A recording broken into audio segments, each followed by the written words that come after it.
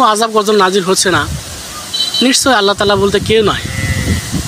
এই সন্দেহটা তিনি করে সন্দেহ আসলে নিজেকে আরও প্রকাশ করা শুরু করছিলেন, হিন্দু ধর্মে বলাও শুরু করছিলেন যে আসলে আল্লাহ তাআলা বলতে কেউ নাই, যদি থাকতো তাহলে আমার প্রতি তার কোনো ক্ষোভ নাজিল হতো, আযাব গজব আসমানি কোনো কিছু আসতো। সে ইসলাম ধর্ম থেকে আসলে পরবর্তীতে দেখা যাচ্ছে যে মানে ফিরে আসছে, মুখ ফিরিয়ে নিয়েছে। তার মুখ ভরে দাড়ি দেখছিলাম ভাই, তার মুখ ভরা দাড়ি ছিল, সে দাড়িয়ে কামাইছিল এবং সে ফ্যাশন শো শুরু করছিল।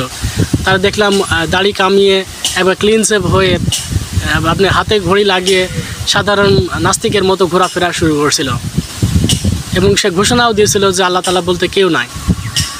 আসলে ভাই সে ভাবছিল যে আল্লাহ তার প্রতি মানে সরাসরি কোনো আযাব গজব আসমান থেকে হোক বা জমিন থেকে হোক তার প্রতি নাজিল করা হবে, এটাই তিনি ভাবছিলেন। আসলে গজব যে তার প্রতি যে আসছিল, কোন দিক দিয়ে আসছে সে নিজে টের পায় নাই।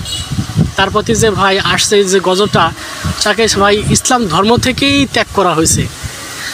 ইসলাম ধর্ম ত্যাগ মানে ইসলাম ধর্ম থেকে পুরোপুরিভাবে ত্যাগ করে জান্নাত থেকে জাহান্নামের পথে নিয়ে গেছিল, সে আসলে টের পায় না ভাই।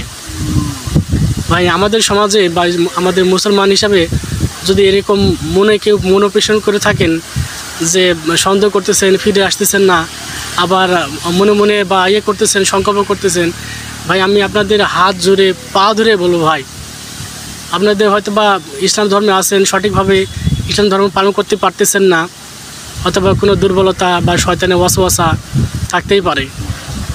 আপনাদের হিদায়াত দান করুক বা আমাকেও হিদায়াত দান করুক আল্লাহ তাআলা, কিন্তু ভাই কখনো সন্দেহ করবে না, কখনো তাচ্ছিল্য করবে না, অবজ্ঞা করবে না, ঘৃণা করবেন না, প্লিজ ভাই। তো ভালো থাকবেন সবাই। আর যদি আমার এই ভিডিও কারো ভালো লেগে থাকে একটু শেয়ার করে দিন, যদি কারো উপকার আসে। আসসালামু আলাইকুম।